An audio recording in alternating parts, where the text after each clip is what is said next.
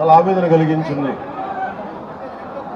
నిన్న రాత్రి జరిగిన వైజాగ్లో ఉండి మోడీ గారి ఆధ్వర్యంలో దాదాపు 2,08,000 కోట్ల పెట్టుబడి సభ జరిగి వైజాగ్లో ఒక ఆనందకరమైన సమయంలో ఈ విధమైన దుర్ఘటన ఏకాదశికి మొత్తం నలుమూలల నుంచి, దేశం నలుమూలల నుంచి, ప్రత్యేకించి తెలంగాణ, కర్ణాటక, తమిళనాడు, ఆంధ్ర అన్ని ప్రాంతాల నుంచి భక్తులు అమితంగా తరలి వచ్చారు ఇక్కడికి. ఇది మొదటిసారి కాదు, ఇది గత దశాబ్దాలుగా ఎప్పుడు జరుగుతూ ఉంది. టీటీడీ అంటేనే క్రౌడ్ మేనేజ్మెంట్ ఎక్స్పర్టీస్ ఉండడం, టీటీడీ అంటేనే క్రౌడ్ మేనేజ్మెంట్ ఎక్స్పర్టీస్ ఉండడం. ఎందుకు ఈ దురదృష్టకరమైన సంఘటన జరిగిందనేది మొత్తం మాట్లాడాను. సంఘటన స్థలానికి వెళ్ళాను. ఆ పార్క్లో ఏ విధంగా పెట్టారు, ఏ సందర్భంలో జరిగింది, అలాగే ఇప్పుడు వచ్చి ఎవరైతే గాయపడ్డారో వారందరినీ పేరు పేరున పరామర్శించాం.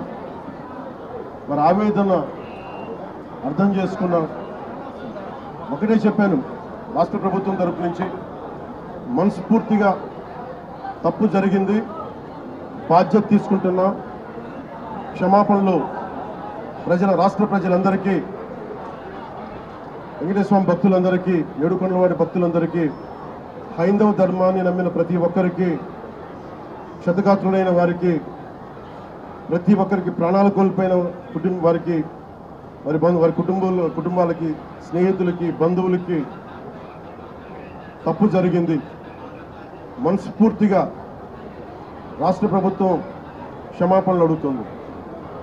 2 చేతులెత్తి క్షమాపణలు అడుగుతుంది. జరగకుండా ఉండాల్సిన సమయం ఇది. చాలా ఆనందంగా దర్శనం చేసుకొని వెళ్ళిపోవాల్సిన సమయం ఇది.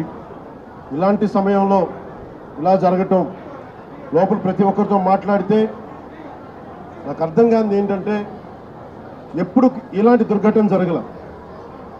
కేవలం ఇది ప్రతి చోట వినిపిస్తుంది, క్రౌడ్ మేనేజ్మెంట్ సరిగ్గా జరగలేదు అని. ముఖ్యంగా ఆడవారికి నలిగిపోవడానికి ప్రత్యేకించి చాలా సేఫ్ ప్లేస్ ఇది. మిగతా మనకి టికెట్లు ఇచ్చే చోట కంటే కూడా ఇది క్షేమం అని చెప్పి అందరూ ఎక్కువ మంది మహిళా భక్తురాలు ఇక్కడికి వచ్చారు. ఇది చంద్రగిరి, తిరుపతి నియోజకవర్గానికి అందుబాటులో ఉండే కేంద్రం ఇది. దానివల్ల ఎక్కువ ఒత్తిడి ఉంది. పోలీసులను పెట్టారు.